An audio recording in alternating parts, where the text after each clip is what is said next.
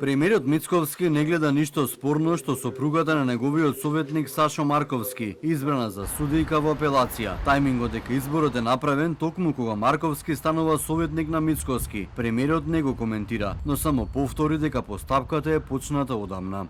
Од тоа што сум информиран е дека постапката е отпочната пред 3,5 години за избор на суди, и од тоа што сум информиран, госпојата која што прва ја споменавте, која што е сопруга на амбасадорот Марковски, кој што е дел од мојот кабинет, е прворангирана на тој список.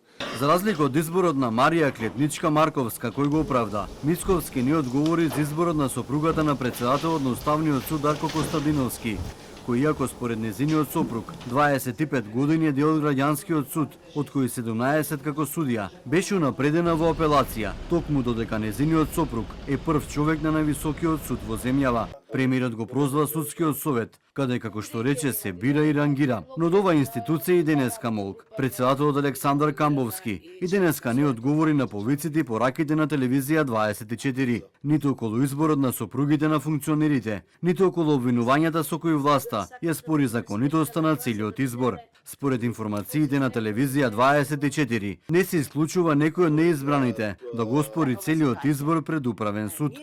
Ивана Петковска од коалицијата Сите за правично судење за телевизија 24 вели дека самиот факт што изборот е по 3 години од објавувањето на огласот е спорен.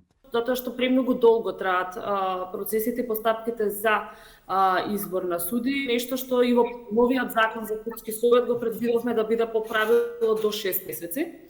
И додека Костадиновски ја брани сопругата, премиерот не гледа ништо спорно во изборот и на сопругата на неговиот советник Марковски. Од неговата партија со документи го спорат изборот. Тврда дека се направени суштински прекршувања, но и дека ранг листата е потврдена од комисија, на чиј член му истекол мандатот. Од партијата на Венко Филипче пак се уште без став околу наводите за незаконскиот избор, но и денеска повторија дека планот на власта е сите места во судството да ги заземаат сопруги, роднини и блиски луѓе до врвот на власта. Унапредувањата изборот одат по партиска книжка и политичка лојалност, а не според интегритет и стручност, сметаат од СДСМ.